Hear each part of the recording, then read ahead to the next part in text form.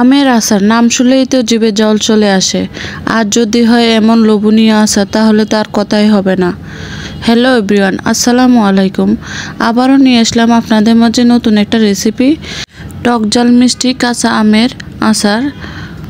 খুবই অল্প সময়ে অল্প উপকরণে এই আমের আচার রেসিপিটি তৈরি করে নেন আর সারা বছর ধরে সংরক্ষণ করে খাবেন। তাহলে চলেন আমের আচারের রেসিপিটা শুরু করা যাক। তো এখানে আমি 2 কেজি পরিমাণে আম নিয়ে নিয়েছি। তো আমগুলোকে ভালোভাবে পানি দিয়ে কচলি ধুয়ে নিচ্ছি, কারণ আমি খোসা সহ আমের আচারগুলো দেব। তো ভালো করে ধুয়ে নিই। এই তো আমার আমগুলো ধোয়া হয়ে গেছে। এখন আমগুলোকে আমি আচারে শেপ করে কিউব করে কেটে নেব। তো চলেন কাটার পরে দেখা হবে। এই তো আমি আমগুলো কেটে নিয়েছি। তা আমি এমন করে পিস করে নিয়েছি, আপনারা চাইলে লম্বা লম্বা পিস করেও নিতে পারেন। এখন আমি 1 চা চামচ হলুদ গুঁড়া দিয়ে দিব। তো হলুদ গুঁড়াটা আমের সাথে ভালোভাবে মাখিয়ে নেব।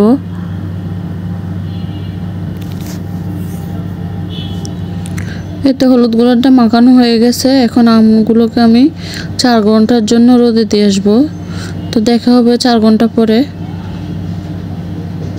তো চলে আসলাম 4 ঘন্টা পরে, আর আমার আমগুলো ভালোভাবে শুকিয়ে গেছে। তো এখন আমি আমগুলো দিয়ে আচার দিয়ে দেব। তো ফার্স্টে আমি একটা কড়াই বসিয়ে দিলাম। তো কড়াইতে আমি শুকনো মরিচ দিয়ে দিলাম 4টা। এখন দিয়ে দেব আস্ত 5 ফোড়ন। এখন এগুলোকে ভালোভাবে একটু ভেজে নেব, লাল লাল করে ভেজে নামিয়ে নেব। তো আপনারা চাইলে এখানে আস্ত ধনিয়া ইউজ করতে পারেন। তো আমার বাসায় ধনিয়া ছিল না, এই জন্য আমি দিতে পারি নাই।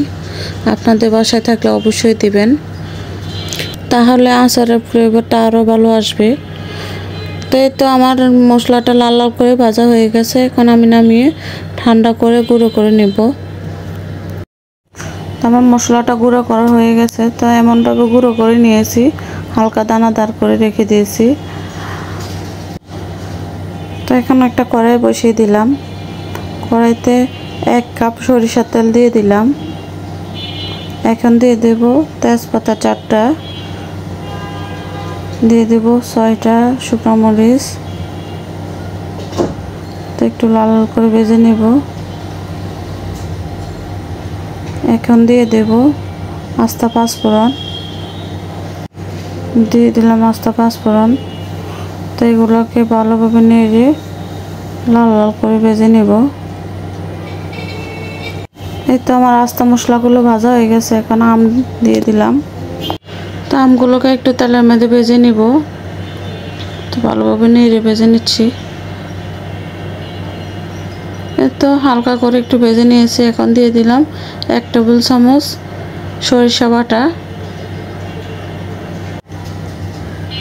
তো দিয়ে দিলাম সরিষা বাটাটা। তো এখন ভালোভাবে নেড়ে সরিষা বাটাটা আমের সাথে মিক্স করে নিব। তো ভালোভাবে মিক্স করে নিচ্ছি।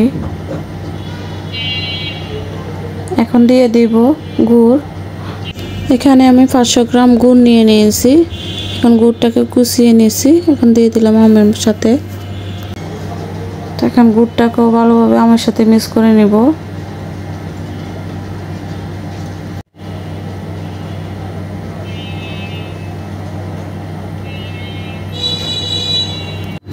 এই তো আমার সাথে গুড়টা ভালোভাবে মিক্স করে নিয়েছি। এখন গুড়টা গলে যাচ্ছে। এই পর্যায়ে দিয়ে দিতে হবে লবণ। তা আমি এখানে 1 টেবিল চামচ লবণ দিয়ে দিচ্ছি। তা আবারও ভালোভাবে নেড়ে মিক্স করে নিব। তো বেশিক্ষণ জাল করা যাবে না, না হলে আমগুলো গলে যাবে। এই তো মিক্স করা হয়ে গেছে। এখন দিয়ে দেব গুঁড়ো করা মশলাগুলো। তো মশলাটা দিয়ে আবারও ভালোভাবে নেড়ে দিচ্ছি, আমার সাথে মিক্স করে দিচ্ছি মশলাটা। এখন ভালোভাবে নেড়ে মিক্স করে কিছুক্ষণ পরে নামিয়ে নেব। আমার আচারটা পুরোপুরি রেডি হয়ে গেছে। এখন আমি চুলা থেকে নামিয়ে নেব।